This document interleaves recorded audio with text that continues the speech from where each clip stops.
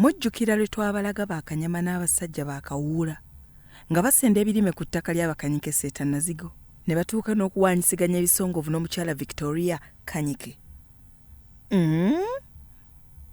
Wakati mu kikolwa ekyali ekikambwe abaali ku mulimu gw'okusaawa emmere, wattu baatuwa essimu z'omuyambi w'omukyala Blessing Namara eyali abasindise okwerula ettaka ly'agamba nti lirye. Awo nno twasobola bulungi okwogerezeganyako naye ku mbeera eyaliwo.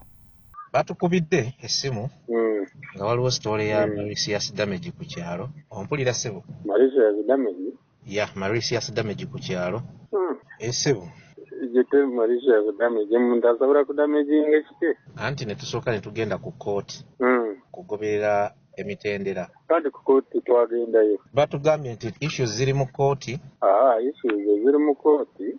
It was 6.5 acres. Issues ziri mu kkooti zaali za 3 acres which were missing, but 3.5 they are there. Victoria Kanyike akalambira nti yaguza Namara yiikemu n'ekitundu ku ssente obukadde 45. Kyokka omuyambi w'omukyala Namara ye yatutegeeza nga bwe zaali 3 n'ekitundu n'agattako endala 3 nkiddamu ezitaali zize nga zaali z'Abaganda be. Anti kati ezo ebipapula byezigye mu kkooti nga biraga birala naye ngamba nga simukola sitoole eno nina kusooka kumanya sayidi yammwe kubanga pepa ze ziri mu kkooti za kusasula ssente ate ku ground bali mu kumenya bintu mu kutematema birime. Katolabi za kusasula eka meka eziri mu kkooti. Issues eziri mu kkooti zaali za kusasula eka meka. Issues eziri mu kkooti okusinziira ku pepa waka gwenfunye mu kkooti aliko ssente. Ali mu money value. Kati okuba tomanyi kitegeeza tokitegedde bulungi. It is like this. They were supposed to be 6.5 acres of land. Okay? But the one who sold the land had 3.5. Meaning 3.5 was supposed to be for a brother and other sisters. So when she was taken to court, of course, court proved that she sold 3 acres. Now she got that she was advised. She requested the court advisor. Court did not advise her. She requested the court to release her, go and pay money for 3 acres. Na bino bikulu nnyo mu nsonga zino ez'ababiri bano. Kijja kitya nti yiika ezaasooka buli emu yagitunda obukadde 3 kyokka ze bagamba ezaddako ne balaga nti kumpi buli emu yagitunda obukadde 6 n'ekintu.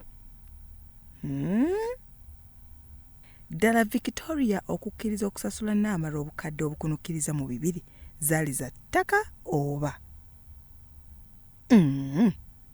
Kale katugambe kyonna kyekiri.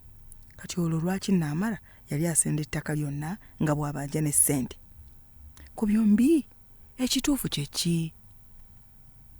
That is 1.79 million, 129 million, which was for the 6,000, but her 3.5 acres in Chiwan. I've taken the whole day looking into the detailed information in court. There is nowhere court is talking about the 3-point-something acres. Court is talking about the compensation as in monetary terms. The one who went to court. It was supposed to be 1.5 acres, as I have told you. And when the process started for getting the title, the land was caveated. They put a caveat. They put the other part of 3 acres. They were complaining that the woman 3 acres, which was not hers, alongside hers 3.5. So are getting me.